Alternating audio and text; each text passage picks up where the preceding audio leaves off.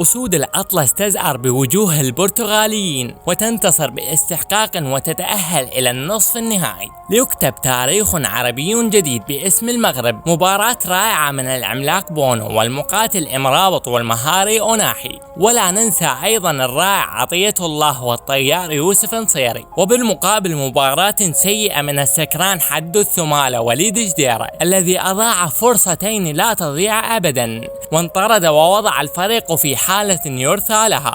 إصابة سايس أثرت كثيرا على العمق الدفاعي. ذلك الأمر تسبب بوصول البرتغاليين لمرمى بونو أكثر من مرة، ولكنهم تفننوا بإضاعة الفرص. الحمد لله حافظنا على نظافة الشباك للمرة الثانية على التوالي والرابعة في مجمل البطولة. إن كان هذا يبرهن على شيء فهو يبرهن على قوة الدفاع المغربي وتنظيمه الجيد الذي يقف خلفه مدرب عملاق يدعى بالرقراقي الذي فعل ما لم يفعله كبار المدربين.